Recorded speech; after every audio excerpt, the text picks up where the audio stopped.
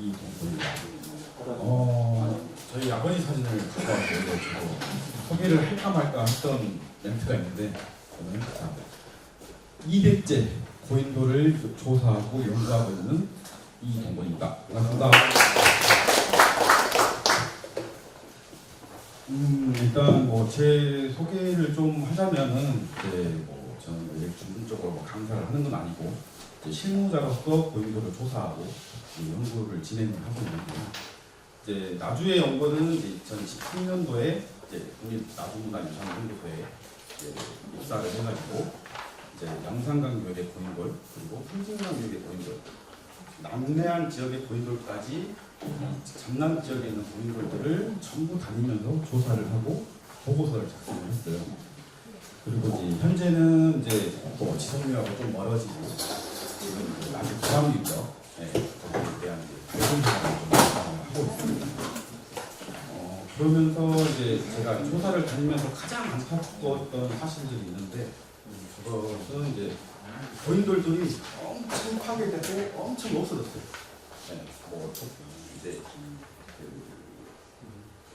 보고서를 쓰다 보면은 옛날 70년대, 80년대 자료부터 해가지고 자료를 정리하게 되는데, 지금의 자료는 원래 있던 것보다 한 20% 정도 다 없어지고, 그리고 대부분의 고인돌은 논밭에 있기 때문에 파괴되었어요. 그러다 보니까 좀 안타까운 고인돌 전공자로서 좀 안타까운 사실들을 확인을 했고요. 그리고 또 하나의 예를 들면은 저희가 조사를 나가고 있는데 발에 있는 고인돌 조사하는데 밥 주인이 와가지고 요 고인돌 좀 치워달라. 경제가 좀 힘들다. 문화재는 함부로 훼손하면 안 된다. 제가 말씀드렸죠. 그랬더니 막 썸을 내면서 내가 장비도 갖다가 묻어버릴 거니까 다음에 어떤 없을 거야. 이렇게 얘기를 하더라고요. 그만큼 고인돌에 대한 인식이 좀 낮다. 엄청 많이 있기 때문에 그런가? 그런 생각이 좀 들어요. 그러다 보니까 저도 일도 하고 하면서 이런 고인돌을 좀 알리고 좀 소개를 하고 이런 훼손되는 그런 사회들을 소개하면서 이런 알릴 수 있는 기회가 오면은 꼭 해봐야겠다 하는 생각을 가지고 있었고, 이번에 윤여정 원장님께서 저에게 또 부탁을 해서 제가 이 강의를 준비하게 됐습니다. 그리고 사진 자료 같은 것들도 많고요. 그리고 제가 또 전문적으로 일하는 사람이 아니다 보니까 좀 긴장도 하고 그렇습니다. 그래서 좀 앞에 좀 서가지고 화면을 보면서 또 앞에 나와서 또 사진을 가리키면서 그렇게 설명을 하도록 하겠습니다. 일단은 저는 제목은 거성문화와 나주 지역 고인돌이라는 주제로 정리했고요.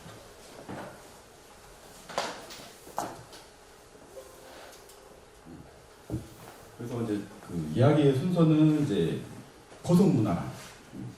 거성문화는 선사시대에 돌로 출조한 문화로서 고인돌을 대표를 하고 있습니다. 그렇기 때문에 전 세계적으로 분포를 하고 있기 때문에 고인돌이 속하는 거성문화에 대해서 조금 설명을 해드리고요.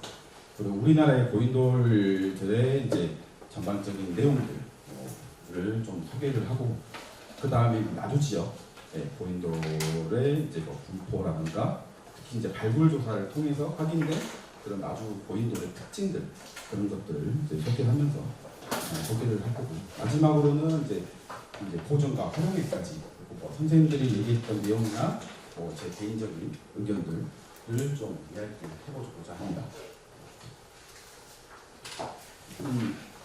거성문화의 정의입니다. 여기는 정의가 되는 건데, 거성문화는 선사시대의 거대한 거석 기념물을 돌로 축조한 문화입니다. 여기서 거석 기념물은 무엇이냐? 자연석이나 가공한 돌로, 큰 가공한 돌로 구축한 고대의 기념물을 뜻하고 있고요. 이런 바위에 대한 그런 상징적인 의미들은 바위하면 어떻습니까? 불멸의 상징, 훼손되지 않고 영원히 자기를 지키고 있는 그런 것을 상징하고 있죠. 그렇기 때문에 이제 영혼 불멸의 사상으로 인해서 이제 당상나무와 같이 거목계가 함께 숭배 대상이 되었고, 그리고 불멸성과 이제 영구성, 그래서 이제 우리가 소원을 빌고 기원을 하는 그런 대상이 되었습니다. 그리고 이제 바위가 가지고 있는 영험함이나 이제 뭐 생명력으로 인해서 뭐 많은 영웅들의 또 지도자들의 뭐 탄생설화 같은 그런 이야기들을 많이 다루고 있고요. 이런 이제 거석기념물의 축조 의미는 이제 하늘에 이제 감사하는 기념물이라든가, 그리고 이제 전쟁에서 승리하는 뭐 전승 기념물, 그리고 지도자를 추모하는 이제 거석비 등의 이제 의미를 이제 갖고 있습니다. 거석 문화의 분포는 이제 세계적으로 분포를 하고 있어요. 네.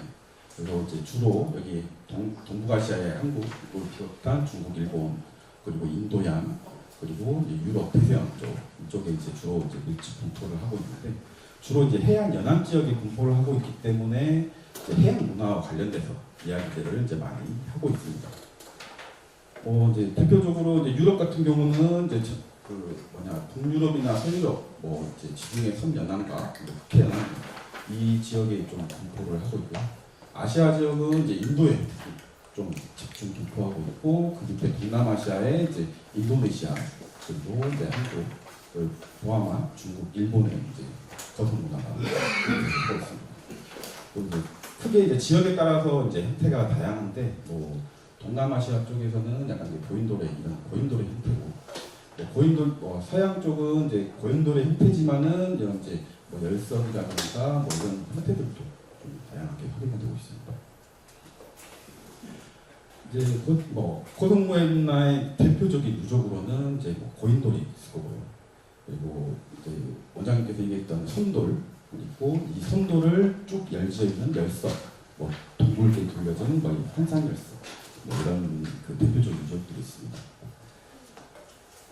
선돌을 먼저 이제 좀 살펴보면, 이제 선돌은 이제 브리타니어로 이제 메인 돌이라는가 히어, 길다라는 에서 나온 말로 이제 메인 히어라고 이제 부르고 있는데, 한 개의 자연석이나 약간의 손질을 가한 돌을 세워놓은 것을 의미합니다.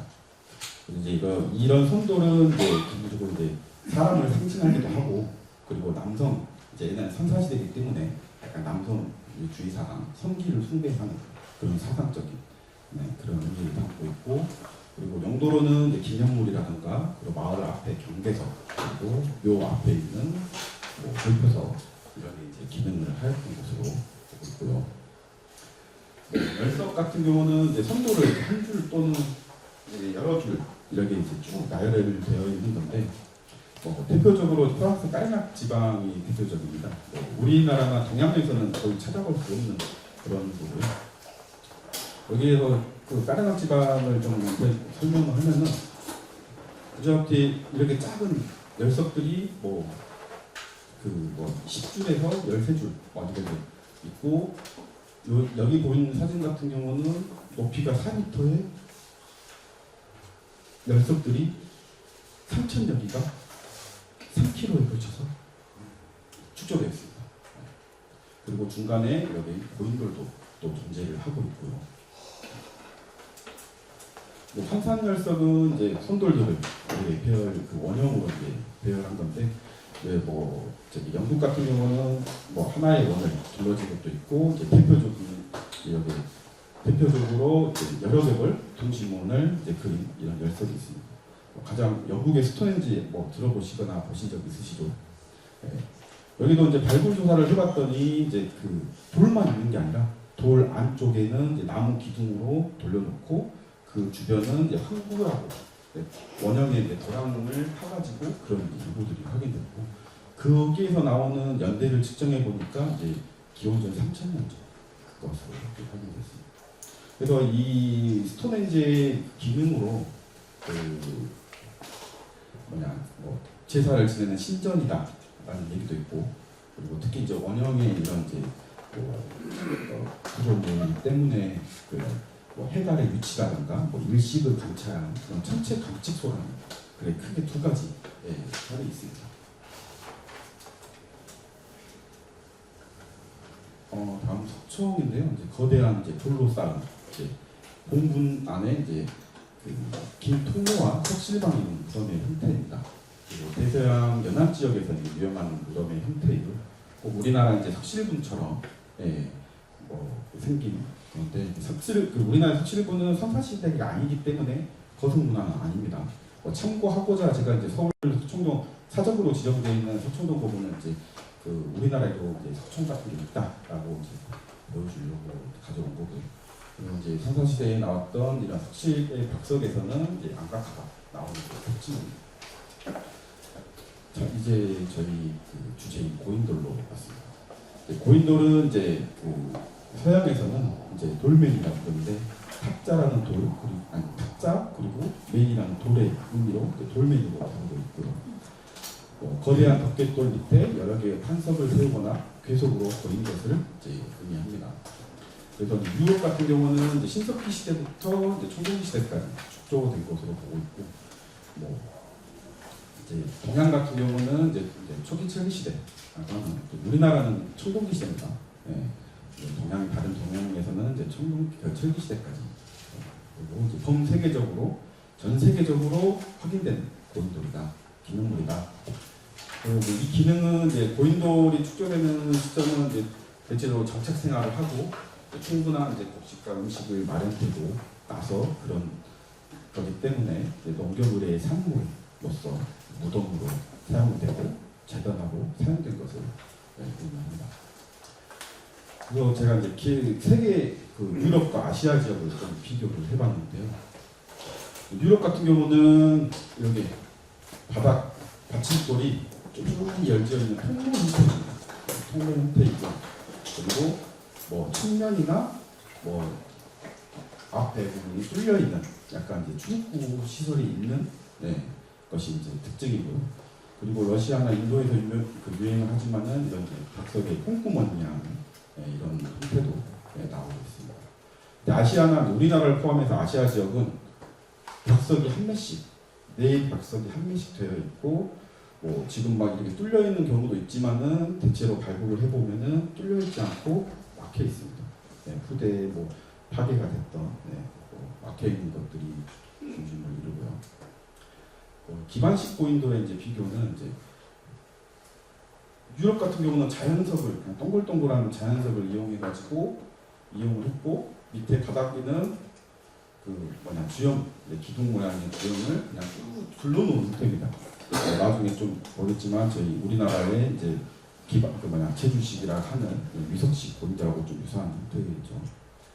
그리고 이제 아시아 같은 경우는 이런 이제 쾌석형 지석이나 이제 기둥 모양의 지석을 보이는 것이 이제 차이가 있고요. 우리나라는 뺑 돌리지 않고 기본 4개가 기반식은 지석이 4개가 기본입니다. 그리고 상석의 형태에 있어서도 이렇게 동글동글하지 않고 이렇게 쾌석형이라든가 이렇게 반듯하게 자른 정방형, 판석형 이렇게 다양한 형태로 나온다는 점이 차이를 보이고 있고요. 아까 콩구머니에 대해서 잠깐 이야기를 했죠.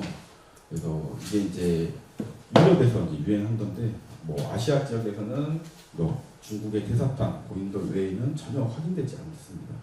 그리고 유럽에서도 이제 러시아나 인도에서 가장 유행을 하고 있고, 이 홍구멍에 대한 이제 좀 의미는 약간 혼이 죽었어도 돌아가셨어도 이제 혼이 출입을 할 수 있는 출입문이라는 그런 이제 의미를 갖고 있는데, 이 의미는 고인돌이 그냥 단순히 무덤이 아니라 죽은 자의 집이다, 이렇게 좀 생각을 해보면 좀 재밌을 것 같습니다. 거성문화는 이제 기원들이 있는데요. 동부 지중해 설이라고 해서 이베리아 반도, 대서양, 스칸데 반도를 거친 동부 지중해 설이 기록하고, 그리고 거성문화 유럽 거성문화는 이제 독자적으로 발생했다. 그리고 대서양의 기념물은 이제 지역적으로 각자 진화 발전했다. 그렇게 하고, 기념물 아까 얼핏 얘기했지만은 이 거석 이제 문화는 이제 주로 일정 지역에 일치 분포하고 있기 때문에 영토 소유의 표시이다. 그리고 뭐 정책 생활을 통한 뭐 농경거리의 산물이고, 그리고 거대한 돌을 축조하고 옮기고 해야 되기 때문에 막강한 힘이 필요하겠죠. 그렇기 때문에 정치적 권력 상징물로서 기능을 하였다. 영도로는 이제 뭐 고대 태양신앙이라든가 정책 강측소, 그리고 제사를 지는 신정, 이런 걸로 영도를 사용했을 겁니다. 그리고 이제 연대 같은 경우는 이제 그 유럽이 훨씬 빠르죠. 탄소연대로 보면 기원전 4,000년 전에, 최근에는 기원전 5,000년대까지 또 이제 그 자료가 확보되었고, 아시아에서는 청동시대나 초대철 시대까지 약 기원전 1,500년 전에 축조된 것으로 보고 있고요. 동남아시아에서는 특히 이제 인도네시아 순바선 같은 경우는 근대 또는 현재도 축조를 하고 있습니다. 이따가 소개를 좀 해드릴 텐데요. 고인돌 많이 들어보셨죠? 많이 들어보고 이제 가장 고인돌 연구자들도 가장 많고 대중들한테 가장 잘 보일 수 있는 게 고인돌입니다. 뭐 지성에 드러나 있는 이제 거대한 덮개돌과 그리고 받침돌, 그리고 지속 지표면의 묘역시설, 뭐 지하에 돌방동 등이 이루어져 있는 그런 기능 무덤 또는 기둥물이고요. 선돌과 함께 고성 문화를 대표하는 이제 문화유산이죠. 원장님께서도 얘기했지만 이 생김새 자체가 큰 돌을 보이고 있기 때문에 고여있는 돌이라는 의미가 있고, 한자식 표기로 고일지 버틸탱 플러스 돌석 해가지고 한자식 표기로 지속록 또는 탱석이라고 불렀습니다. 구전에도 뭐 괴돌이나 괴바위, 고인돌 뭐 이렇게 다 고여있다는 의미이고, 문헌에서는 서로 이제 그 고인돌을 지칭하는 명칭들이 나오는데, 지석은 받쳐있는 돌, 석궁은 이제 그냥 큰 돌집이라는 뜻이 있고, 큰 돌이라는 데에서, 그리고 다리가 있다는 다리 있는 돌이라는 족석, 이렇게 이제 기록에 남아있고요. 이렇게 이제 각 명칭들이 있는데, 각 나라마다 이제 고인돌 명칭들이 뭐 한국은 고인돌 지승묘, 북한은 고인돌 무덤, 뭐 지성묘, 중국은 뭐 석궁이라고, 아까 석궁. 이따가 보시겠지만 중국 고인돌들 잘 보시면은 진짜 집입니다. 이따가 다시 한번 설명드릴게요. 이렇게 대석개묘, 유럽은 돌men, 그리고 거석은 이제 메드레스, 이렇게. 한국에서는 특히 이제 민간 별칭들이 있습니다. 민간 별칭은 뭐 형태에 따라서 이런 이제 거북이 형태 모양으로 해서 거북바위라든가 호랑이, 범바위, 그리고 뭐 배바위, 뭐 말 발국처럼 이렇게 드문드문 있다 해서 말 발국바위 뭐 이런 식으로 부르는 거 있고, 분지부를 통해서 뭐 개수죠. 7개가 있으면 칠성바위, 오형제바위, 뭐 장기알처럼 뭐 있다고 하면은 뭐 장기알바위, 이렇게 다양한 명칭들이 있습니다. 그리고 이제 고인돌에는 이제 신앙이나 전선들이 또 있는데, 칠성 신앙이라든가, 그리고 장수를 의미하는 거북바위, 그리고 아직 뭐 지금은 아니지만 예전에 저희 아버지께서 이런 당산제를 지내는 뭐 이런 철옹바위, 이런 것들이 있고요. 또 원장님이 또 잘 아시는 마을 지리, 주로 이제 석자, 지석, 뭐 주암, 호암, 뭐 암지석, 뭐 고갯마루에 뭐 암지나 석현, 뭐 이런 이제 암자가 들어가거나 이제 하는 경우는 대체로 고인돌이 있습니다. 또 심지어 고인돌 때문에 지어진 마을명이나 지역이 있고요. 그래서 이제 민간 신앙과 설화가 있는 고인돌들을 몇 개 가져왔는데요. 범바위라고 하는데 호랑이 같은가요? 그래서 여기 밑에는 굴에 있는 부안바위입니다. 음각으로 고인돌 등딱지 모양을 해놨어요. 근데 이거는 그 당시에 돼 있던 건 아니고 묻혀진 모습이 거북이 등딱지처럼 보이기 때문에 그 후대 사람들이 이제 새겨놓은 것으로 보이고요. 여기서 또 아버지가 나옵니다. 아버지가 160이 조금 안 되십니다. 왕바인데 힘센 장수가 옮겨나왔다는 전설이 있는 바입니다. 엄청 크죠? 10m가 넘습니다. 과연 이거를 어떻게 옮겼을까요?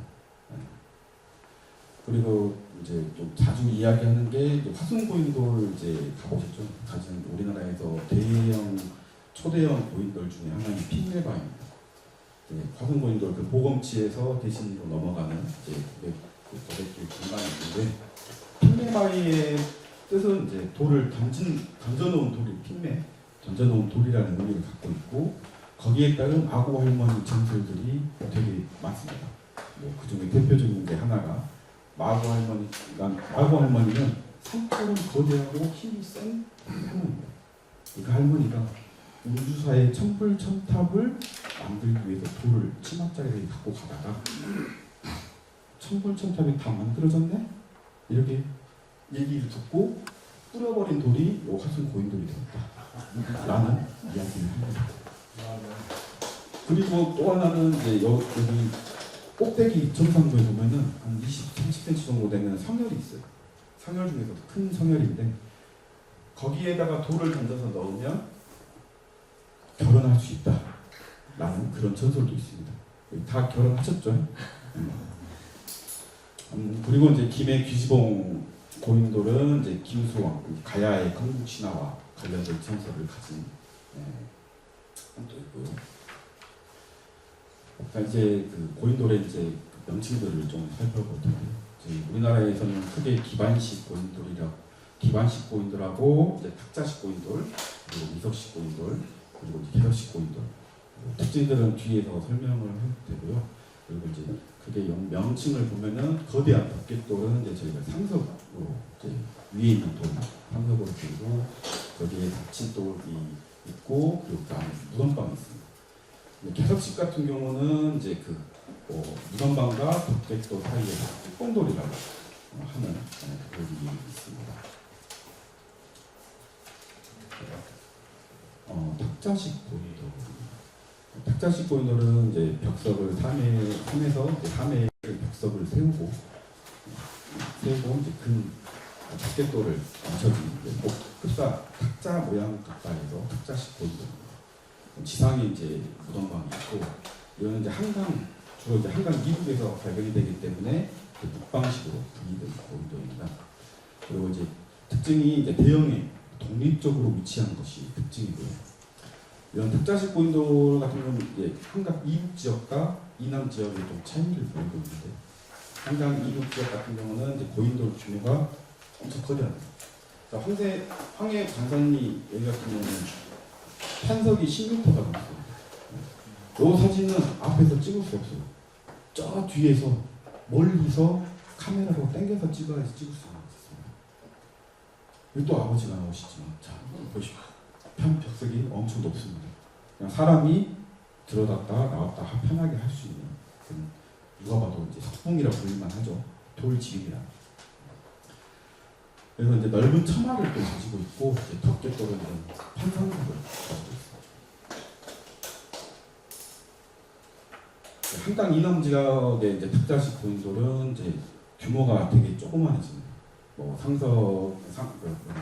덮개돌의 크기가 커야 한 3, 4m 정도이고 덮개돌이 한 3분이 아닌 이런 이제 동그란 아주 두꺼워집니다. 두꺼워지고 석실도 조그만하고 좁고 낮습니다.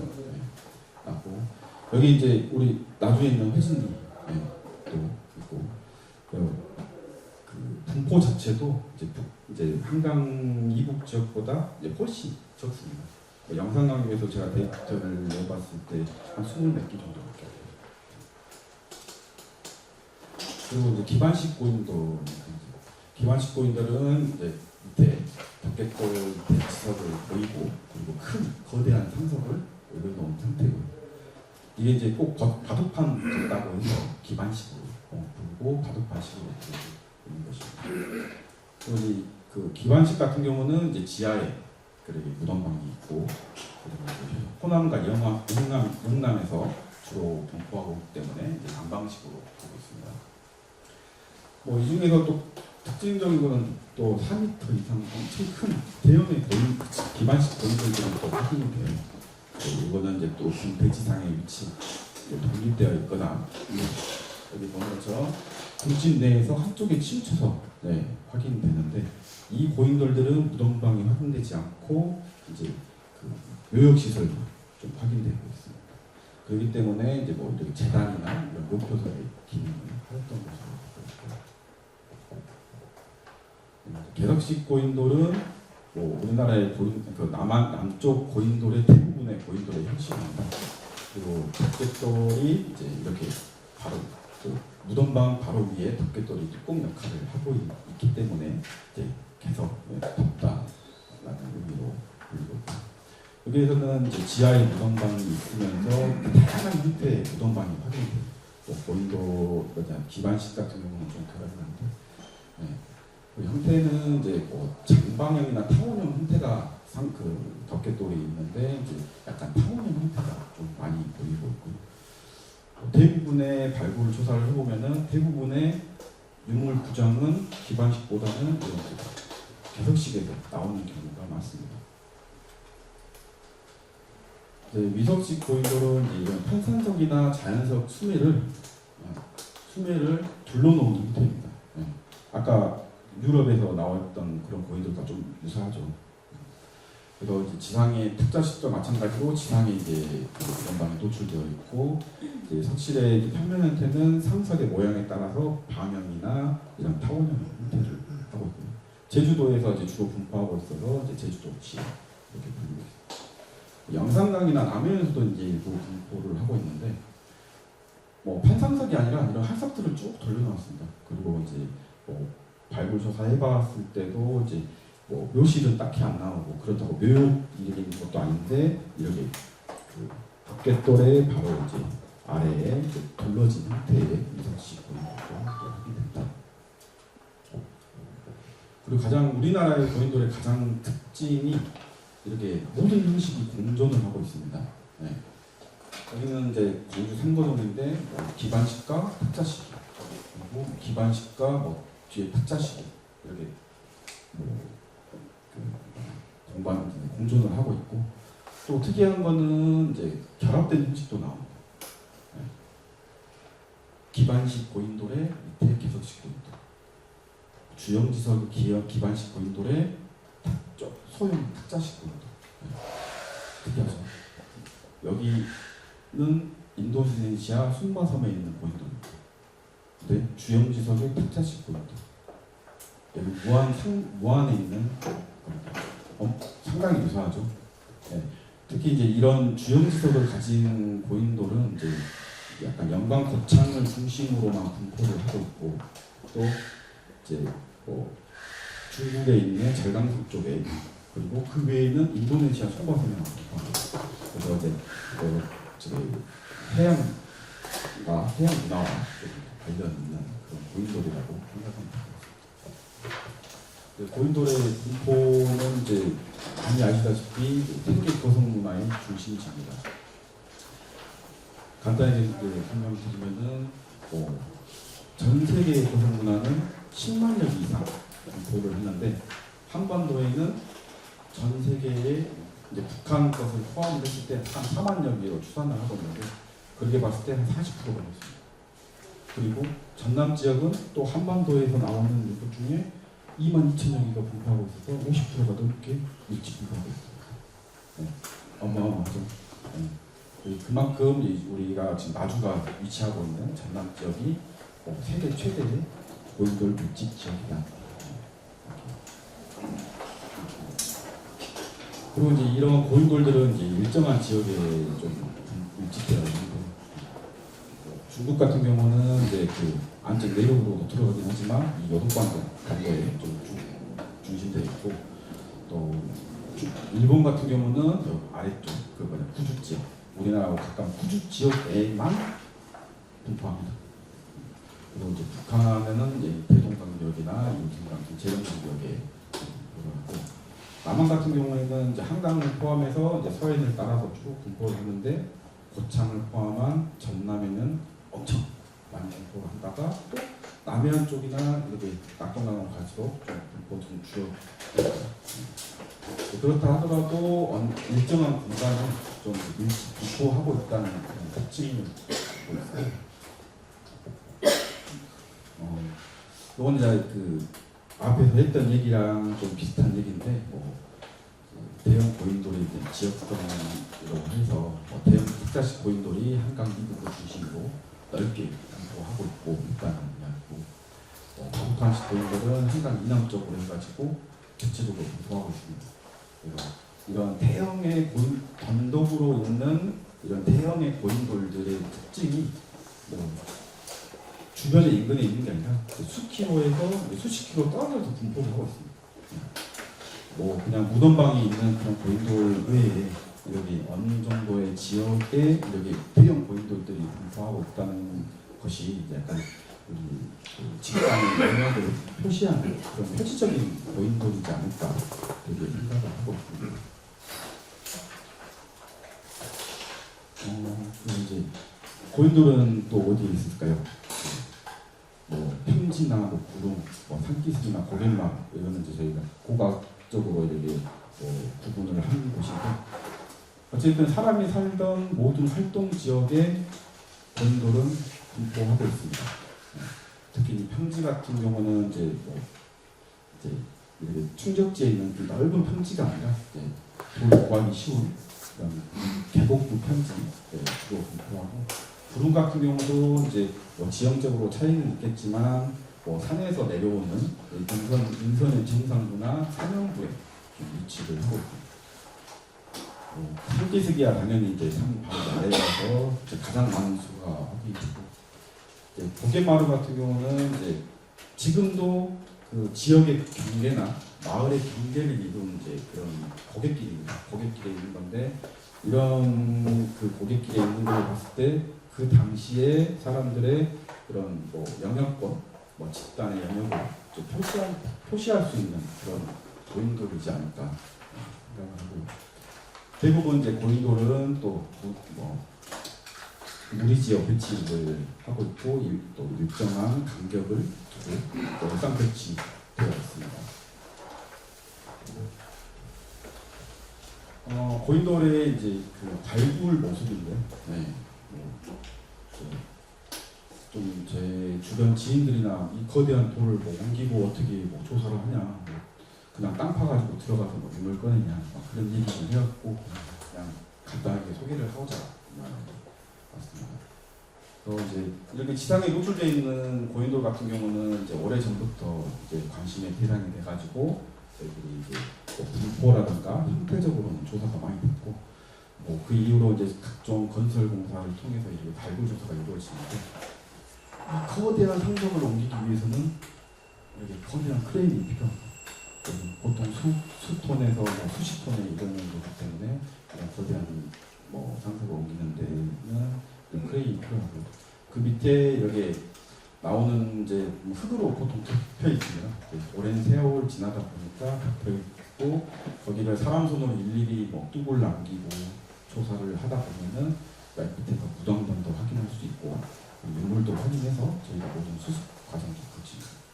이 모든 과정들이 저희가 이제 뭐 기록을 남기고 뭐 사진도 남기고 해가지고 보고서로 이제 발간을 해서 자료를 남겨놓고, 이제 이 모든 이제 고인돌을 뭐 발굴하는 과정 자체가 다 사람 손으로 일일이 다 해야 되는데, 우스갯소리로 이제 없어지지 않은 직업으로 고고학자가 꼽혔습니다. 요즘에 많은 것들이 기계로 대체되고 있죠. 공장도 다 기계로. 근데 고고학자는 먹고 살 수 있습니다. 네. 근데 이거는 로봇으로 시킬 수 있는 게 아니보다는 이게 다 어떻게 생겼는지 모르잖아요. 땅이 어떻게 됐는지. 일단 질문을 하셨으니까 잠깐 소개를 하면은, 요즘에는 저희가 그 3D 스캔이나 이제 밑에 이제 하부에 뭐가 있는지 그런 이제 그 조사하는 방법이 있어요. 네. 그런 이제 추가해가지고 밑에 돌이 있으면은 그 흔적을 통해 가지고 돌이 흔적가 뭐가 있네, 그런 이제 조사 방법도 있는데, 그래도 저희가 조사를 해서 연구를 하려면은 유물도 수습해야 되고, 근데 과연 로봇가 돌 잔편들이랑 돌 잔편들이랑 석기랑 구분할 수 있을까요? 그래서 어찌됐든 고고학자 발굴하는 고고학자는 뭐 좀 먹고 살 수 있다. 이제 대부분의 고인돌은 이제 아까 설명했던 뭐 무덤 재단이나 묘표석 외에는 대부분의 고인돌은 무덤입니다. 관 형태의 무덤방이 있고요. 그리고 사람의 뼈가 드물게 발견되기도 하고, 그리고 부장민물이 출토됩니다. 그리고 소금집이나 열상 배치되어 있어서 당연히 이제 무덤으로 이제 활용이 많이 사용이 됐던 것입니다.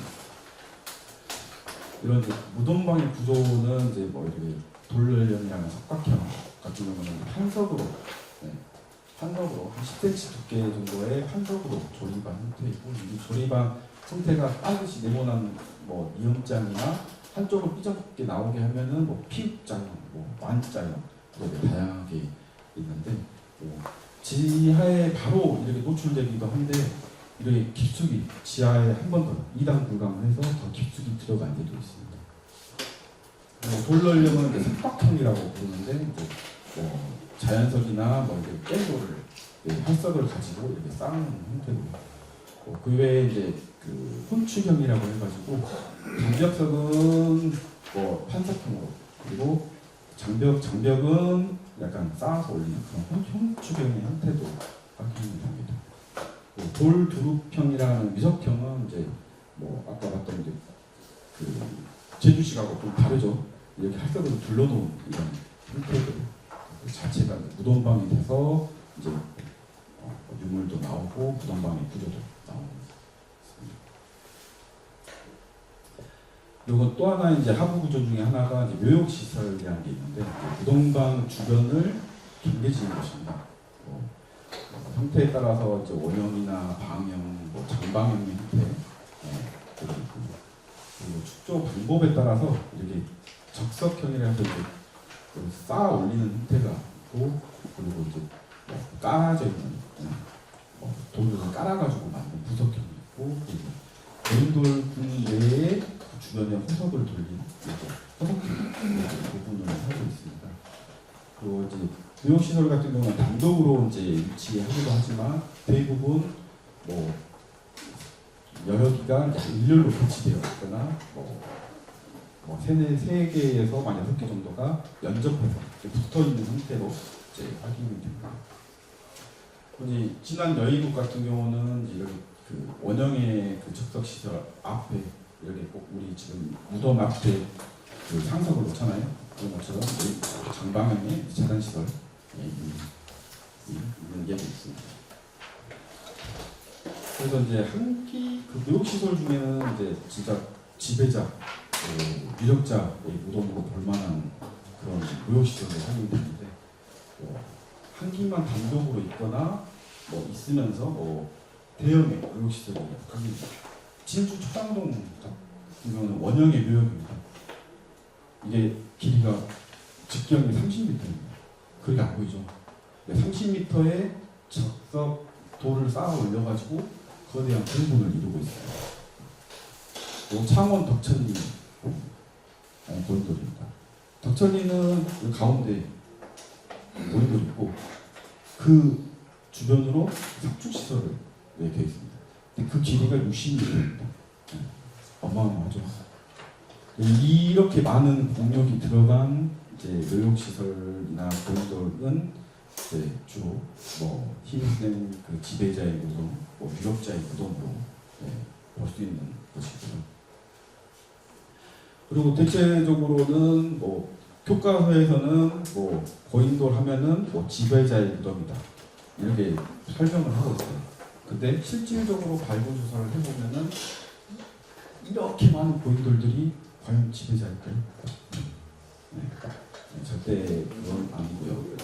나오는 이제 고인돌의 형태를 보면은 한 묘역시설 안에서 두 개의 고인돌이 있고, 그리고 또 이렇게 연접해서 나오는 경우, 이런 걸로 봤을 때는 이제 가족 관계를 좀 파악할 수 있는 자료이고, 또 이제 상천 같은 경우는 좀 구획이 좀 달라 보이는 거 보시나요? 열이 지어져 있는데 여기는 한 100여 개가 확인이 되었는데 뭐 묘역시설에 붙어 있기도 하고 또 띄어가지고 이 옆에도 있고 또 가운데 씌어가지고 여기도 있고 예, 이런 거는 이제 아무래도 각 그 고인돌 축조 집단이 하나의 묘역을 이제 무덤의 중간을 이루고 그리고 커다란 뭐 상징적인 그런 묘표석으로 인해서 이런 그 고인돌의 영역이 이제 성역화를 이뤘다는 것을 이제 의미를 합니다. 그리고 이제 이제 출토 유물인데 유물은 이제 박물관이나 이런 데서 많이 보셨죠. 석검이나 석촉 등 이런 부장 유물은 이제 당시의 부장 풍속이나 장례 의식과 관련해서 추론을 해볼 수 있는 자료고 이런 이제 석검의 모양으로 보면 엄청 이쁘게 잘 만들었죠. 네, 공예 문화 수준을 반영을 하고 있습니다. 그리고 석검이나 석촉은 이제 아무 곳에나 나오지 않고 몇몇의 고인돌에서만 나오고 있기 때문에 지위와 권위를 상징하는 유물이고요. 기본적으로 이제 죽은 이에 대한 애도와 존경에 의해서 유물이 부장되었을 것입니다. 이거 유물은 이제 부장 유물과 이제 의례형 유물이 이제 확인이 되는데요.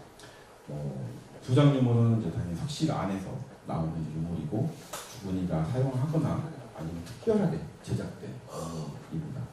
그리고 의례형 유물 같은 경우는 이제 석실 주변에서 발견되는 것들로 고인돌 축조와 관련된 의례의 행위로 나와 출토되는 것들인데 대체로 이렇게 이제 석도라든가 석부, 방주차 등 이렇게 일상 생활 용도들이 나옵니다. 이런 유물들은 이제 인위적으로 파쇄하거나 파손되어 가지고 대부분 편으로만 확인되고 있죠.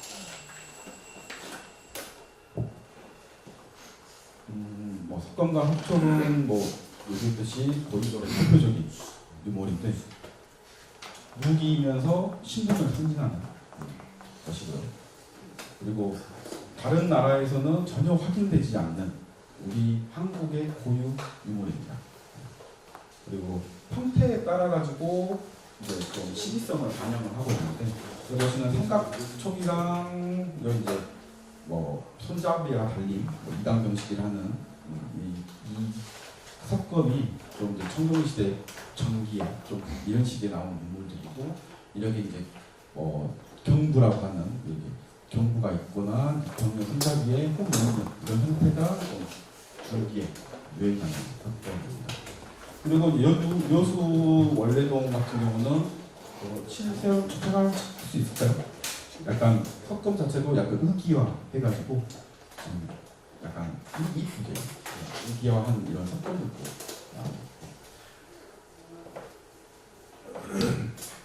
여기 이제 보통 죽상리처럼 이제 손잡이가 없는 이런 유경식 석검이라는 석검도 나오고 이 석검들은 이제 영산강 유역이나 그 고성강 유역에 좀 유행하던 그런 석검이라고 알고 계시면 그 청동기는 최고의 부상 유물이죠. 그 석검이나 만들고 이럴 때 여기 청동기가 나온다는 거는 이제 최고의 부상 유물이라 할 수 있겠습니다. 근데 여기는 이제 영산강 나주를 포함한 영산강 유역에서는 잘 확인되지 않고 주로 여수반도를 포함한 남한 지역에서 확인되고 있습니다.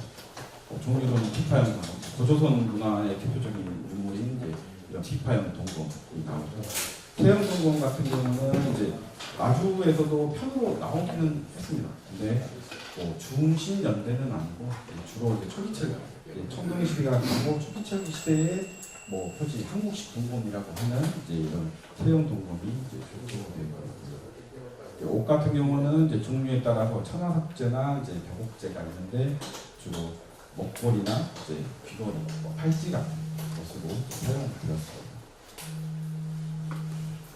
토기는 이제 그 의례형 토기하고 이제 부장 토기가 또 구분이 되는데 의례형 토기들 중에서는 파쇄되었지만 이제 복원된 게 살고 있습니다.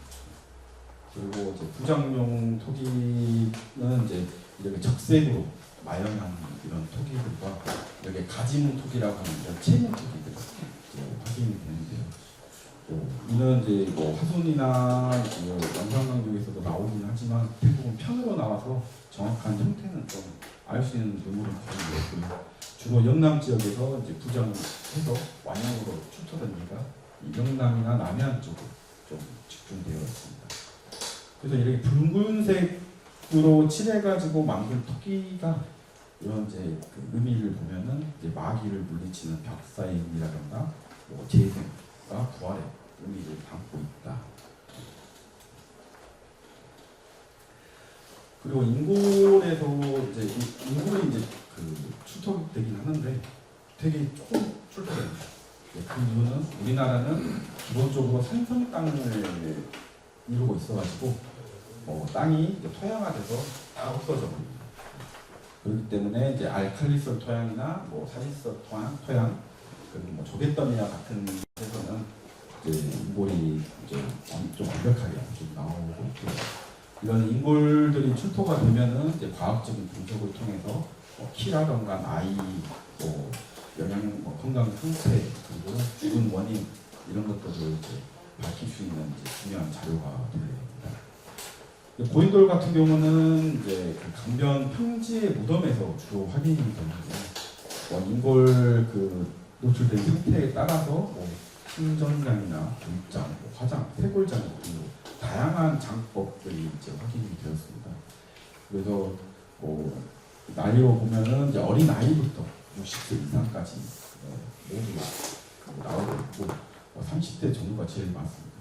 이런 내용만 봐도 고인돌이 꼭 지배자만의 무덤은 아니다라는 얘기를 할 수 있겠고요. 키는 뭐 140에서 160cm 정도인데 뭐 170cm 이상 되는 인골도 있고 이건 다양하게 관련된 인골의 모습입니다. 아까 말했던 똑바로 먹는 신선산이라든가 불장, 화장, 뼈만 먹는 쇄골장 있고 이거는 특이한 진주에서 발견된 건데 주검 단수라고 해서 목이 없습니다. 목이 없이 사람 몸만 뼈가 나오는 그런 특이한 게도 있고 복삼발치라고 해서 한국시대에도 이제 나오긴 하는데 주검 안에 다른 이의 치아가 발견된 경우입니다.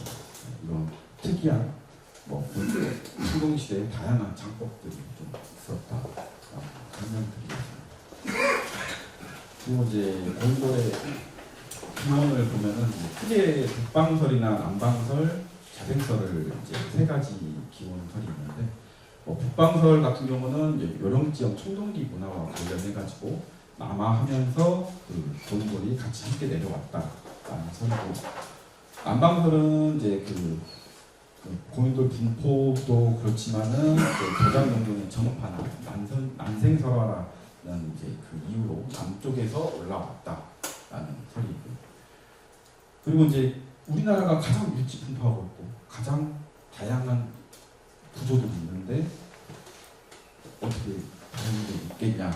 그리고 주변보다 양대가 동일하거나 선행한다는 이유로 자생에서 진화 발전했다라는 설이 있습니다. 그래서 이제 우리나라의 고인돌 연대는 신동기 시대의 무덤이고요. 그리고 상안을 이제 기원전 1200년에서 하안을 세왕동군 문화재로 가기 전 기원전 200년으로 보고 있습니다. 그래서 제가 이제 호남 지역에 있는 반사선 탄소연대 측정치를 다 모아봤어요. 이제 그곳을 다 뒤져가면서 그랬더니 기원전 400년에서 900년, 약간 이제 청동시대 중기라고 하는 요 시기의 중심으로 분포하고 있고 그것보다 더 높이 올라가는 1400년대 이상의 측정치도 있고 300년대 미만 기원 전후한 시기에도 탄소연대가 측정이 돼서 아마 시기폭이 훨씬 더 우리가 생각한 것보다 훨씬 고인돌의 사용이 좀 길었을 거라고 생각이 됩니다. 이제 고인돌의 이제 축조 방법이죠. 입지 선정에서 또 고인돌을 채석하고 치석하고 운반이나 그런 작업들이 이루어지고 실험 부각을 통해서 보면은 1톤을 옮기는데 숙련이 필요합니다. 그리고 뭐 추산치로 했을 때 보면은 뭐 32톤은 뭐 200명이 필요한데요. 그만큼 사람의 인력이 엄청난 필요한 그런 이제 일이었을 것입니다. 그래서 여기를 설명보다 그 다음 거를 설명을 해보면 인도네시아에서 이제 실제로 축조되고 있는 모습입니다. 저도 이제 인도네시아를 직접 방문해서 이 채석장 사진도 찍고 이 고인돌을 올리는 모습을 또 찍고 했는데 가운데 있는 내용들은 이제 민족지역적으로 이제 다른 선생님들의 그 산선님의 이제 사진 자료를 인용을 했고요. 이때 보면은 이제 고인돌을 만들 때 이제 사람이 죽으면은 고인돌을 만들고 옮기는데 한 5년이라는 시간이 걸린다고 해요. 근데 그 5년 동안 죽으면 어떻게 하냐? 여기 요거 보시나요? 여기 집인데 집이 이제 좀 약간 높게 초기약 그 음집이에요. 거기에다가 보관을 해서 미라 형태로 만들어서 보관을 하고 항상 뭐 닦아주고 뭐 이렇게 한다고 합니다. 그래서 고인돌을 채석을 하고 이제 수라라는 나무 썰매를 만들어서 이제 각격적으로 올리고 그리고 이제 돌끌기 행사라고 해가지고 진행을 하게 되는데 이렇게 고인돌 위를 이렇게 치장을 합니다. 치장을 하고 돌끌기 행사를 할 때 이런 이제 마을 사람들, 가족, 친인척을 포함해가지고 주변 마을에서도 전부 다 모여가지고 돌끌기 행사를 합니다. 이러고 때 이제 이 나무 기둥을 또 대각선으로 이제 거쳐 나와서 끌어올리는 작업까지 해서 축구가 마무리되고요. 이때 그 고인돌을 만드는 조영주는 어마어마한 가축들을 제물로 바치고 이렇게 도와줬던 이렇게 주변 주민들한테 엄청 성대한 연회를 베푼다고 해요. 이렇게 보았을 때 이제 고인돌의 축조는 이제 엄청 많은 인력이 필요할 것이고, 근데 이 인력들이 뭐 강제적인 게 아니라 자발적 그리고 상조에 의해서 참여했다. 그리고 이제 뭐 주변 지역에서만 이제 모이기 때문에 일정한 영역을 형성했다는 것을 볼 수 있고, 기본 또 혈연이나 조상 숭배에 의해서 고인돌이 축조되었다. 그래서 이런 고인돌의 축조 의미를 보면은 마을 사람들의 사회적 통합을 이루고 결집력을 상징한다. 이렇게 잘 주시네요. 이제 지금부터 나주 지역 고인돌에 대해서 좀 볼 텐데요. 일단 나주 지역의 먼저 지형적인 특징을 좀 설명하면 4대강으로 이제 있는 나주 영산강의 그 중류 지역에 해당합니다. 그리고 이 중류 지역은 이제 저편화 구름과 평지가 발달한 좀 개방적인 지형을 이루고 있고요. 전남에 이제 10여 개의 시군을 연결하는 이제 교통로의 중심지입니다. 그리고 남쪽으로 이렇게 이제 해안과 연결이 되고, 북쪽이나 사방으로 이제 산맥을 통해서 내륙 문화와 연결이 되는 이제 호남 문화의 중심지라고 할 수 있는 곳이 이 나주입니다. 이 나주 지역에도 보면은 잘 안 돼가지고 제 거를 좀 가져왔는데 잘 보시죠. 나주 지역 이건 영산강역 분포를 제가 이제 GIS로 찍어본 것인데, 나주 지역만 보면은 약간 약간 치우쳐진 곳에 밀집되어 있습니다. 이곳은 이제 다시 왕국 동강면 쪽인데, 그 전에 제가 멸실된 것들을 전부 다 포함해가지고 나주시에서 확인된 고인돌 분들의 수량을 좀 다시 체크를 해봤어요. 그랬더니 뭐 본문 내용에도 있지만은 총 201개 군집에 1785기로 영산강 유역에서 가장 많은 수를 분포하더라고요. 뭐 세계문화유산으로 지정된 고창이라든가 뭐 화순 같은 경우는 각 이제 그 일대만 뭐 한 500기, 600기가 있어서 지정되었지만은 나주 지역도 그에 못지않게 전반적으로 많이 분포하고 있다. 그러게 조금 이해를 하고 싶다. 주로 이제 그 다시면이나 왕복면, 동강면, 약간 이제 하류 쪽으로 치우쳐진 곳에 이제 위치를 하고 있습니다.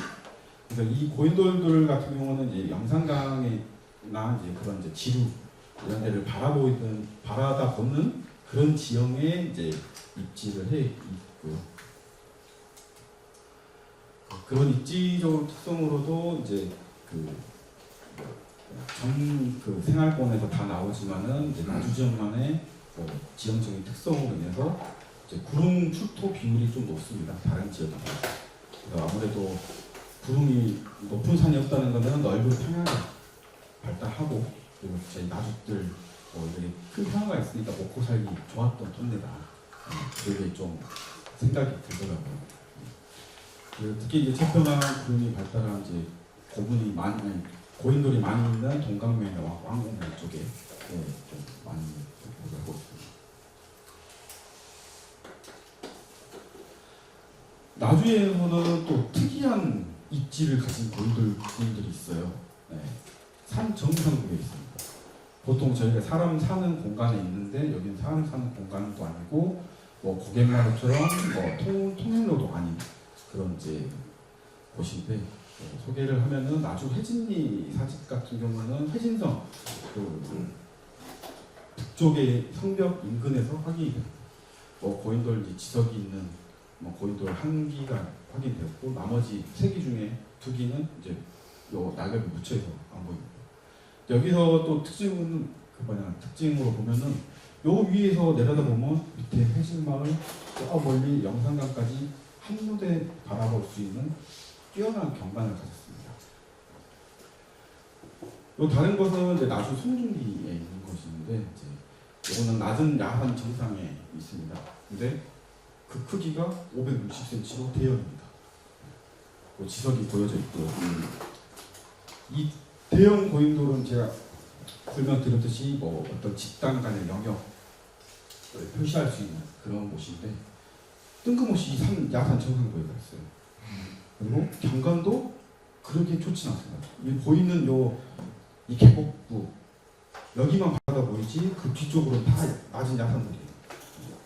그러다 보니까 그 당시 사람들이 이제 이곳을 이제 어떠한 이제 위치로 인해서 나주 이제 그 왕곡이나 이런 데만큼 더 훨씬 더 여기가 더 발전됐을 가능성이 있지만 그리고 좀 이게 경관이 나쁜데도 이런 대형 고인돌을 썼다는 게 좀 특이하더라고요. 자, 여기는 그 마을에서 부르는 나주에서 이제 나주의 별칭들입니다. 나주에서도 이제 기본적인 형태로 인해서 거북바위라든가 자라바위 이런 것들 이런 위치가 있고 특히 이야기들이 좀 몇 개 있던데 나주 웅곡동 기흥 같은 경우는 이제 사진은 없지만 두꺼비 바위라고 해가지고 여기가 오량동 일반 오량동 농공단지 쪽 거기에 발굴조사된 것입니다. 발굴조사된 건데 그 일대가 원래 사등이라고 해서 두꺼비를 잡아먹는 현상이라고 하고요. 또 그 밑에 이제 동년 말바위라고 하는데 지금 현재도 있습니다. 말의 형상인데 이 형상이 이제 건너편에 있는 구시샘이라는 물을 바라다 보는 그런 현상이라는 그런 얘기도 있고요. 대진이 감실의 이제 생동바입니다. 요거는 고인돌은 아니고 이제 고인돌 채석장입니다. 가서 보면은 이제 동글동글한 돌들이 좀 흘러서 내려와 있고 그 위에도 있습니다. 그리고 요 밑에 이제 산호 기슭 이제 사면으로는 한 30여 기가 고인돌 30여 기가 분포를 하고요. 아까 원장님하고도 잠깐 얘기했는데 지금 이따가 심포리 얘기할 때도 좀 채석장과 관련된 이야기를 좀 할게요.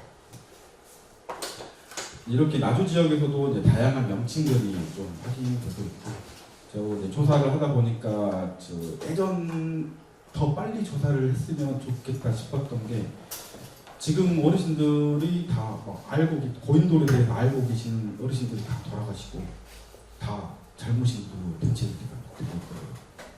그런 부분이 좀 더 빨리 알고 더 빨리 이런 탐문조사라든가 민족지 조사를 했다면 더 훨씬 다양한 이런 별칭들이 확인되지 않았을까 생각을 합니다.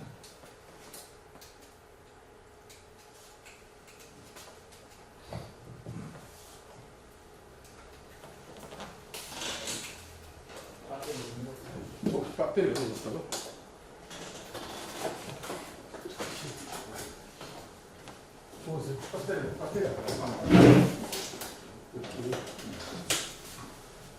이거는 이제 고인돌 상석에 나타나는 흔적들 중에 하나의 성렬인데요.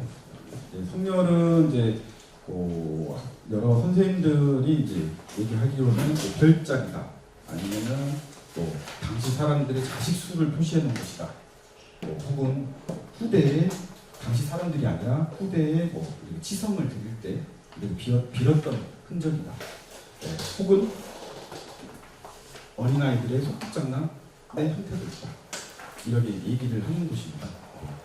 기본적으로 이제 성열은 이제 외관상 노출되어 있기 때문에 정확한 판별은 어렵지만 당시의 성열이라고 가정을 해보면 아마 충분한 별자리로서의 좀 이런 형태이지 않았을까. 나주 지역에서 이제 확인되는 이제 성열 몇 개를 좀 소개를 안정리 운릉 같은 경우는 성열이 7개입니다. 여기서 또 쭈쭈리 일별로 있고, 그래서 칠성다리라고 부릅니다. 칠성다리로 부르고 있고, 부속동 구충 같은 경우는 마을 앞 그 공원 정자 있는데 위치해 있는데 가운데 몇 개를 빼고 나머지는 외곽으로 뺑 둘러놓았습니다. 누가 봐도 최근에 인위적으로 한 것 같죠. 아마 그 당시 것은 아니고 아닌 것으로 이제 생각이 됩니다. 신당리 보석 같은 경우는 신당리 보석 같은 경우는 이제 한 기슭에 좀 중턱에 단 한 기만 위치해 있는데 그 안에 성열이 25개가 있습니다. 훨씬 인위적인 것과 좀 다르죠. 당시에 사람들이 만약에 이 성열을 팠다고 하면은 지금 현재 별자리하고 대조해 보면은 좀 재미난 해석이나 이야기가 되지 않을까 싶습니다.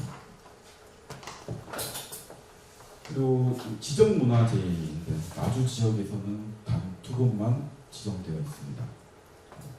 타 지역에 비해서 되게 고인돌이 엄청 많은데도 불구하고 지정되는 문제는 단 2곳뿐이라는 게 조금 아쉽고요. 그 2곳을 좀 소개를 하면은 원장님께서도 얘기를 하셨지만 나주 신포리 고인돌구는 전라도 기념물로서 이제 내동마을 주변에 총 세개군 76기가 보고되었습니다. 요 가운데 있는 이제 나군만 그 신포리 고인돌군이 아니라 요 세 개군을 합쳐서 고인돌군입니다. 그에 보면은 가군 같은 경우는 북쪽 능선에 위치를 하는데 가보면은 대숲에 쌓여가지고 잘 확인하기 어려워요.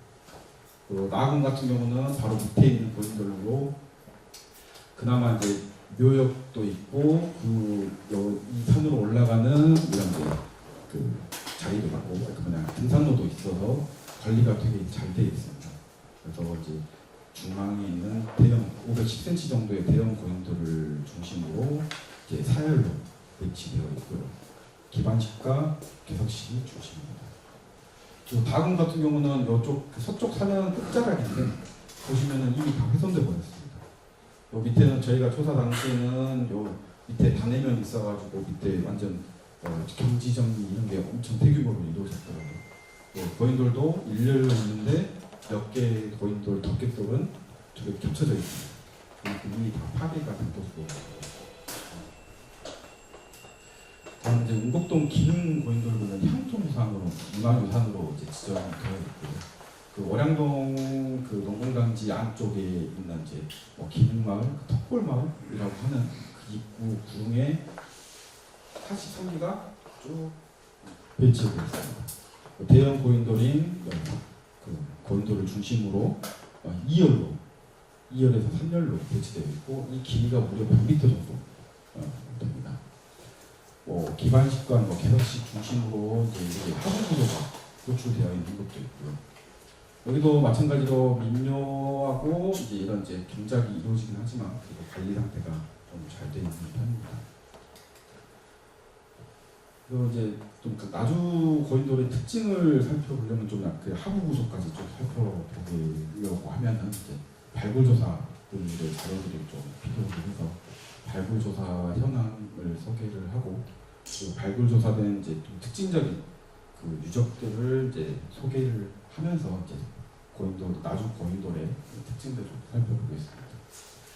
발굴 조사 현황에는 1927년 나주 노동 일제 강점기 때 나주 노동리 고인돌이 발굴 조사되었고, 그 해에 그 1975년도에 나주 다도댐, 지금 나주호죠. 그 안에 있는 수몰된 고인돌이 이제 3개 유적으로 조사가 되었습니다. 그리고 그 이후부터는 이제 1995년부터는 각종 건설 공사로 인해 가지고 36개군 270여 개가 조사가 되었고, 나주 전역에 걸쳐 가지고 발굴 조사가 되었는데, 들으면은 약간 그 농공단지, 산업단지로 인해서 이 가운데 쪽에서 대규모 발굴 조사가 이루어졌습니다. 나주 지역의 특징들을 소개하려고 하는데, 이제 나주 노동리 고인돌군은 이제 전남에서 가장 최초로 발굴 조사된 고인돌군입니다. 일본의 일제 강점기 때 일본들에 의해서 조사가 된 것이죠. 여기에는 30여 개의 고인돌이 남평역 가기 전 그 산기슭에 쭉 배치되어 있습니다. 조사를 해봤더니 무덤방은 이제 판상의 할석, 약간 석관형으로, 그리고 적색 마연석이나 돌도끼리 이제 수습이 되었고, 이 유적은 이제 최초의 발굴 조사, 전남에서 최초의 발굴 조사이다. 특징을 갖고 있고, 대쪽된 발굴 조사는 이제 전남에서 또 최초로 이루어진 대규모 발굴 조사입니다. 75년도 이전까지만 해도 이제 고인돌의 연구는 외관상에 지금 나와 있는 이제 상석에 대한 고인 덮개돌에 대한 형태나 분포 조사 연구가 전부였던 반면에, 이 대쪽된 발굴로 인해서 이제 원형상의 그 하부 구조에 대한 원형상의 배치라든가 기반식 개석식이라든가 연전 묘욕 시설이라든가 이런 이제 석각형, 석각형 이런 하부 구조에 대한 이런 연구들까지 이룰 수 있는 그런 중요한 유적이었다. 유적이 발굴되었다고 이제 정리를 할 수 있겠고요. 이런 화진리 사직 고인돌들은 이제 또 전남의 또 최초 탁자식 고인돌 발굴 조사입니다. 회진토성 내에 이제 산사면에 위치하고 있고, 예전 사진에는 이렇게 고인돌이 2개가 있습니다. 기반식 고인돌하고 탁자식. 근데 요거는 없습니다. 지금 묻어버려가지고 논둑 일부분에만 조금 노출되어 있습니다. 지석은 이제 발굴을 조사를 해봤더니, 이제 현재도 지석이 3매만 판석으로 되어 있는데, 발굴을 해봤더니 여기 원래 그 지석을 묻어서 세웠던 그런 흔적이 확인돼서, 원래 형태는 이제 디귿자형이 아니라 네모로 완전히 벽을 막아놨다는 구조가 확인이 되었고, 여기서 나오는 이제 채문톡이라든가 적색 마연톡편, 그리고 유경식 석경 등으로 해서 이제 청동기 시대 좀 이른 시기에 그 탁자식 고인돌로 지금 보고가 되어 있습니다. 나주 보감리 남동은 인골이 확인된 고인돌입니다. 아까 이게 인골은 잘 안 나오죠. 안 나오는데도 불구하고 나올 수 있었던 이유는, 이게 또 인골이 이제 화장돼 있어가지고 아무래도 불에 한번 타고 나거나 그러면은 좀 더 그냥 그 유기물일 때보다는 훨씬 잘 나왔거든요. 그렇기 때문에 저도 그 인골편이 확인되었고, 과학적인 분석으로 인해서 이제 40대 남성이라는 것만 밝혀졌습니다. 그리고 여기서 목탄이 나와서 이제 연대 측정이 가능했는데, 이 연대도 보니까 기원전 10세기에서 11세기 청동시대 전기에 해당하는 부분이고, 그래서 이런 유경식 석검의 형태가 이런 시기의 석검이다 하고, 이제 석검 자체도 약간 이렇게 파쇄해가지고 나오는 양상이었습니다. 초대형으로 축조된 기반식 고인돌입니다. 장사 고인돌인데요. 규모가 이제 470cm에 높이가 260cm 정도 되는, 무게가 87톤이 나와요. 그 다양한 모양이 있는데, 제가 일부러 이 사진을 보는 이유가 꼭 자라 모양 같지 않나요? 머리가 있고 두껍인가요? 그래서 이런 이제 그 초대형 기반식 고인돌이 단독으로 배치되면서 석실은 확인되지 않고 지성만 둘러진 이런 이제 대형의 고인돌이 이제 이쪽에서 확인이 되었는데, 요 인근에는 이제 뭐 이따가 얘기하겠지만 13년도에 2013년도에 조사된 다른 장사 고인돌이 있어요. 거기하고 이제 멀리 떨어져 있진 않는데 아무래도 그 영역을 좀 표시하는 의미로 좀 볼 수 있겠습니다. 이거는 월태리 월명인데 다시 그 면으로 들어가는 이제 그 순환도로 있잖아요. 거기 끝자락 위치입니다. 여기에서는 이제 청동시대의 대표적인 무덤들이 하나의 분집을 이루고 있습니다. 고인돌을 포함해서 그리고 석강묘, 석간묘, 그리고 온감묘까지. 석강묘나 석간묘는 이제 고인돌의 석실일 가능성은 있지만, 그래도 이제 뭐 상석에서는 이제 뭐 묘식이 나오지도 않고, 그리고 이제 석간묘들이 줄지어서 배치되어 있기 때문에 약간 고인돌이 약간 상징적인 의미를 갖고, 그리고 석강묘나 석간묘는 온감묘는 약간 그 무덤으로서 기능을 한 것으로 이제 보고 있습니다. 만본리 영마는 이제 탁자식과 대형 기반식이 분집되어 있습니다. 두 개 구역인데 이제 이 구역 같은 경우는 이제 탁자식과 탁자식은 요 가운데 있습니다. 남쪽에서 대표되는 이제 뭐 석실폭이 좁고, 그리고 상석이 덮개돌이 두꺼운 이런 전형적인 탁자식 고인돌하고 기반식이 하나의 세트를 이루고 있고, 3구역 같은 경우는 뭐 대형 기반식을 중심으로 기반식만 확인되는 구조입니다. 여기에서도 이제 만복리 저수지 거기에 이제 원래 수물되어 있던 거거든요. 그 끝자락에 뭐 좀 만수위가 되면은 이렇게 노출되고 없으면 이렇게 전체가 보이고. 그래서 이제 만복리도 이제 뚝높이기 사업을 하면서 발굴 조사돼 가지고 이렇게 이전 보고가 되겠습니다. 아까 그 백룡조수지 얘기하셨잖아요. 거기에서도 백동과 이제 배동 고인돌군이라고 단독의 탁자식 고인돌과 이제 대규모 불집의 고인돌이 발굴되었습니다. 백동 같은 경우는 단독의 탁자식이라고 하는데, 저는 이게 탁자식일 수도 있고 뭐 이제 약간 위석식의 중간 형태의 가능성도 좀 보고 있는 것입니다. 상석이 파손되었지만 410cm 정도로 대형이고 우물은 확인되지 않았습니다. 아까 그 원장님께서 얘기했던 백동 고인돌인데 총 28기의 상석 주변에 21기의 하부 구조가 확인돼서 49기가 확인되었어요. 도면을 보니까 더 잘 보이죠? 이렇게 뭐 그 보이는 게 상석들이고, 옆에 초록색으로 된 게 발굴조사된 것들입니다. 이제 대형 기반식을 중심으로 사열로 배치되어 있고, 기반식과 개석식의 중심에 고인돌들입니다. 이 안에서는 진짜 다양한 형태들이 나왔습니다. 요역시설도 이렇게 원형인 것도 있고, 방형인 것도 있고, 뭐 석관도 있고, 이제 석관인데 약간 밑으로 들어가는 형태도 있고, 석곽도 있고, 약간 엄청 다양한 하부 구조들이 나왔지만, 아쉽게도 유물은 또 확인되지 않아요. 아마 노출되어 있는 상태여서 그럴 수도 있고. 그래서 여기 같은 경우는 뭐 추후에 발굴 조사까지 다른 고인돌 그 상석이 있는 것까지 좀 조사가 되면은 뭐 되게 고인돌의 전반적인 또 변화상이나 그런 걸 볼 수 있는 중요한 유적이 되지 않을까, 그렇게 생각했던 유적입니다. 아까 장단인 장사 이야기를 했는데, 여기는 동수도 동령과 함께 암각화가 생겨진 고인돌입니다.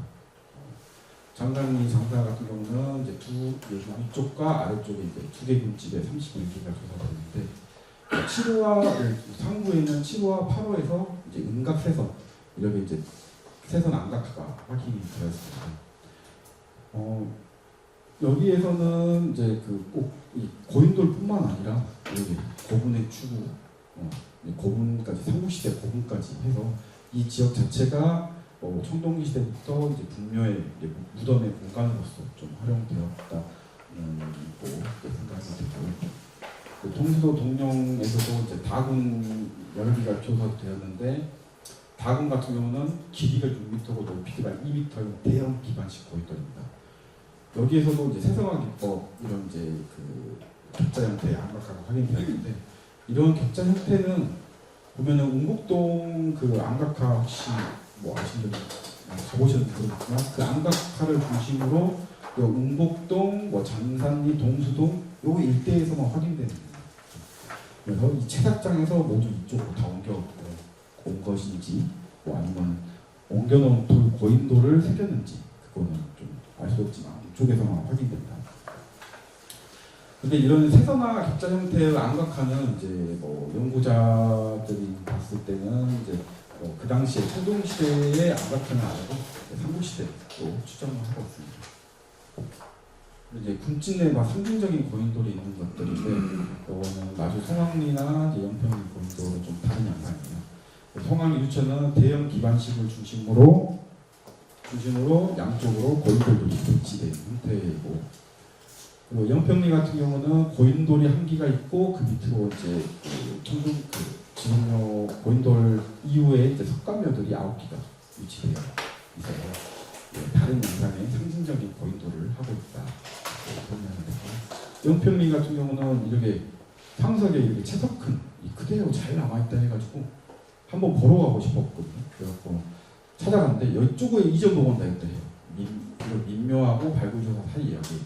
근데 가봤더니 못 찾습니다. 완전 숲으로 우거져가지고 못 찾겠더라고요. 두 번이나 갔는데도 못 찾아서 이제 결국에는 포기를 했고요. 여기 이전복원 됐다는 모습입니다.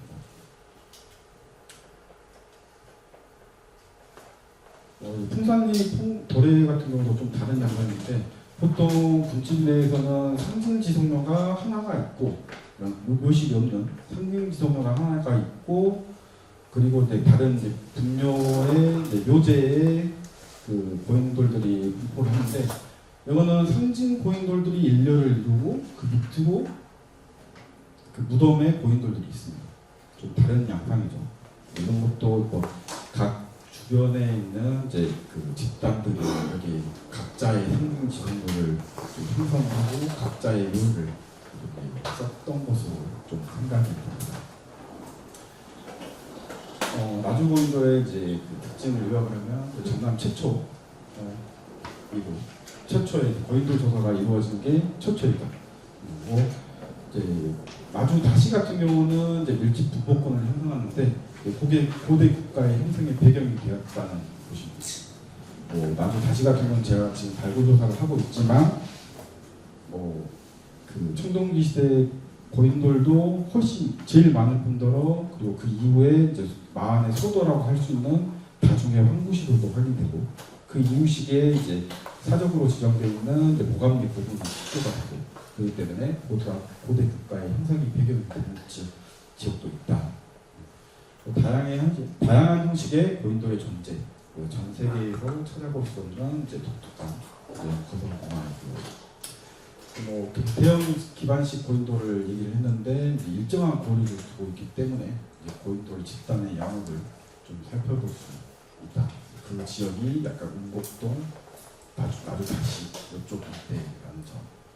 유물들은 이제 그 영산강 지역에서는 타 지역에 비해서 유물 수량의 축토가 좀 적습니다. 그렇지만 이런 식의 유물부터 기억까지 사용되는 그런 유물들이 확인되어 있다라고 이렇게 특징을 정리를 하였고요. 마지막으로 이제 보존과 활용입니다. 우리는 이제 생활 속 고인돌들이 어떻게 있었을까요? 어렸을 때 쉼터가 되기도 하고, 놀이터가 되기도 하고, 집안에서 신앙의 대상이라던가, 장독대나 당장, 가축 이런 것도 또 활용이고, 조사를 받아보니까 엄청 많더라고요. 일상생활에서 이렇게 고인돌들은 항상 이제 우리 생활과 가까운 인접한 곳에 위치를 하고 있었다. 근데 우리는 고인돌을 어떻게 하고 있을까? 이거는 좀 가슴이 아픈 얘기입니다. 제가 17년도에 이제 좀 정리를 해봤던 자료인데, 총 영상면적에 있는 10,000기 정도에서 8,000기 정도가 한 20%, 한 2,000기 정도가 없어요. 그 중에서 발굴조사된 것들을 좀 빼고도 1,200개. 사라진 지속료가 1,200개인데 나주지역은 390개. 그러면 3분의 1이죠. 영산강역의 전체에서 3분의 1이 나주지역에서 없어졌다. 참 가장 많은데도 불구하고 좀 아쉽고. 그래서 그런 고인돌들이 어떻게 해소되느냐면 주로 이제 이런 그 경지정리나 뭐 민묘조성으로 다 밀어버리거나 모아져 있거나, 그리고 보존한답시고 이게 보존 될까요? 네. 보존한다고 했는데 이게 고인돌인지 그냥 돌인지 모를 정도로 너무 붙여놨습니다.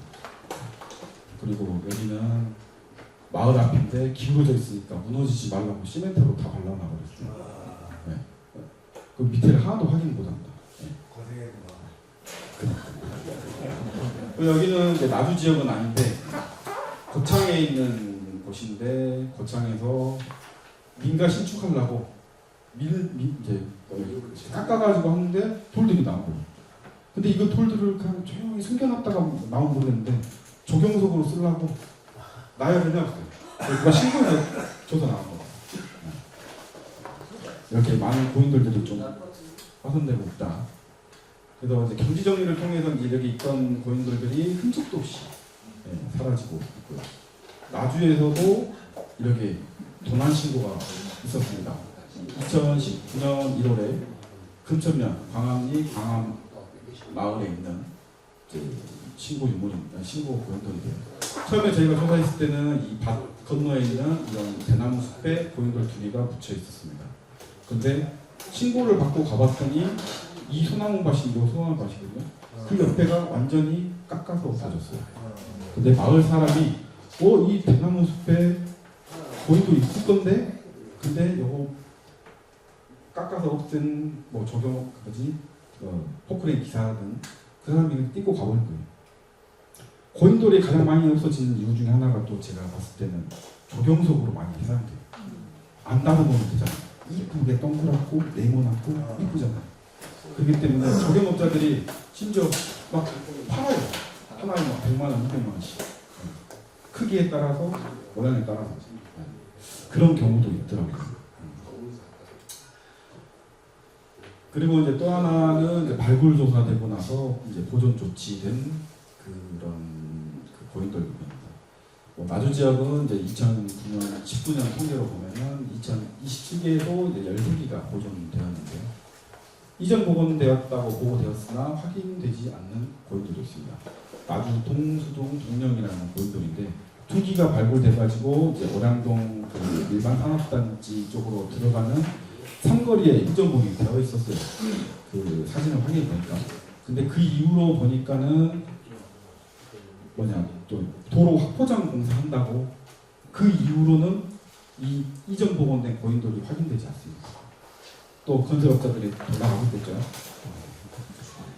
그래서 이제 이런 관리 상태가 양호한 경우라고 또 있고 불량한 경우도 있는데, 양호한 경우에는 이제 공원이나 박물관, 그리고 도로변이나 뭐 지정공간대가 되었습니다. 이런 것들은 참 관리가 잘 되고 있어요.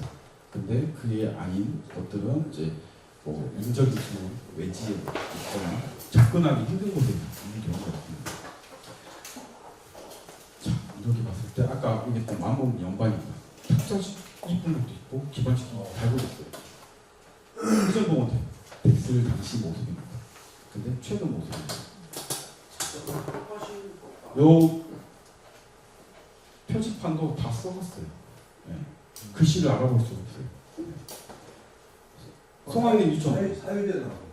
아니, 이전 복원한 데가 공원지입니다. 공원. 만복리 저수지 인근에 있는 공원. 공원을 조성하는 곳이고요.